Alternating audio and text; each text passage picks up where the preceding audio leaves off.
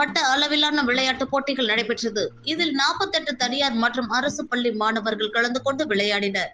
ராணிப்பேட்டை மாவட்டம் அரக்கோணம் ஆதிதிராவிட நலப்பெண்கள் மேல்நிலைப் பள்ளி வளாகத்தில் வட்ட அளவிலான விளையாட்டுப் போட்டிகள் இன்று மற்றும் நாளை ஆகிய 2 நாட்கள் நடைபெற்று வருகின்றது.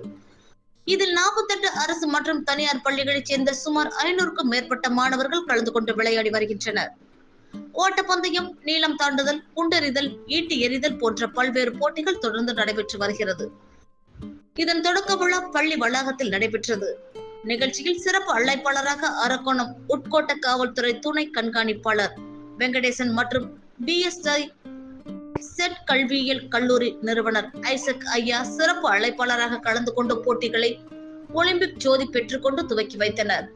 இதில் பள்ளி தலைமை ஆசிரியர்கள், இருபால் ஆசிரியர் பெருமக்கள், மாணவர்கள் என ஏராளமானோர் கலந்து கொண்டனர்.